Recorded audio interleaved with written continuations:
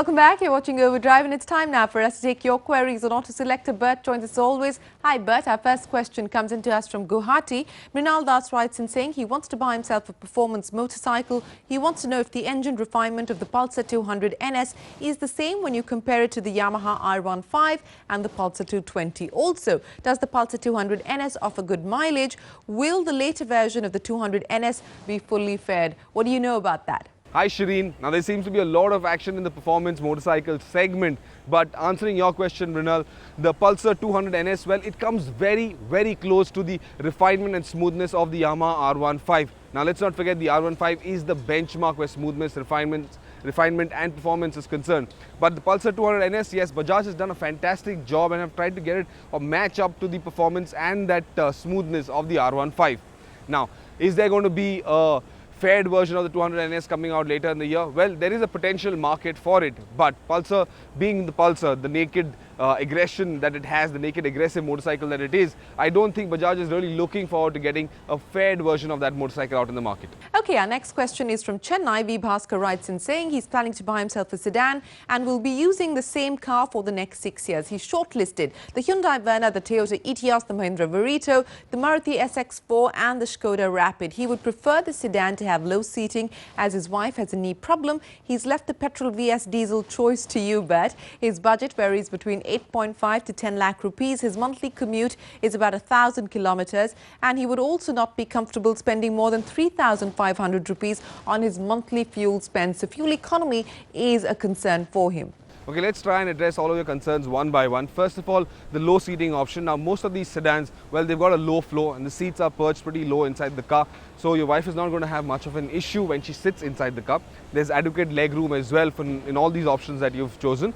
Now, let's come to the next aspect of this. You don't want to spend more than 3,500 rupees a month, and your driving distance, well, it's about an average of about 1,000 kilometers. So the best option for you, well, if keeping in mind the 3,500 bracket, is going for a diesel, because that's especially the cheaper fuel at the moment, and the diesel cars are the ones that will give you that kind of a range. 1,000 kilometers with just 3,500 worth of fuel, you're only going to get that from a diesel car. Now, the best option in this would then definitely be between the Verna and the Etios. We've evaluated both of these cars. The Etios, we think, is the slightly nicer car because you get a bit more space inside. It's a basic bare utilitarian car, but it's fantastic ride comfort. It's got a lot of space inside the cabin. It's got a nice diesel motor, and of course, it's one of the most, if not the most efficient car in that segment. Roughly about 17 kilometers per litre overall is what you get in the Etios, and that makes a very compelling case for you to go in for that car.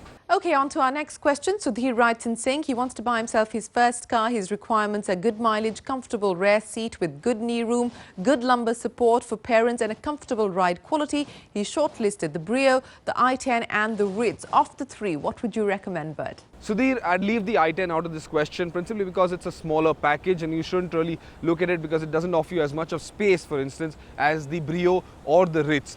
Now, between the Brio and the Ritz, well, the Ritz is a slightly older package. It's built on the older Swift platform. It hasn't changed ever since then, despite the new Swift coming in. But it's still a very competent car. It is one of the nicest cars you can get in that segment. Now, we've driven it up to Barla Chala in Ladakh among some very challenging conditions, and it did pretty well for itself. In fact, it trounced the competition in that test. However, the Brio, now that's a contemporary car. It's a fantastically packaged car by Honda. It gives you phenomenal amounts of refinement, performance, efficiency, and that cabin, well, it's a very spacious cabin. Even those rear seats, well, they're nicely sculpted, so you will get adequate lumbar support from them. So over long distances or short distances, that car, that rear bench, is a very comfortable place to be in. So overall, I'd say the Brio makes a much more stronger case for itself than the Ritz. Our final question this week is about SUVs. This one comes into us from Midhaj. He writes in saying he wants to buy a 6 to 7 seater SUV. His budget is 25 lakh rupees. Options: Toyota Fortuner, the Hyundai Santa Fe and the Mitsubishi Outlander, as well as the Chevy Captiva. His priorities are efficiency and good looks. He'd also like to know when the Volkswagen Tiguan is set to be launched in India. So I'll come directly to the answer here. The Captiva is the SUV you should be looking out for, at least amongst the choices you've listed out. principally because it's got the best fuel efficiency here. Secondly, it's also the most affordable SUV in this list. And then thirdly, the most important aspect is that this Captiva has been facelifted. It looks much better than it did before. Much more masculine, much more butch, much more aggressive, much more nicer looking than the Santa Fe, the Fortuner or even the Outlander. So I think the choice that you should go in for is the Captiva.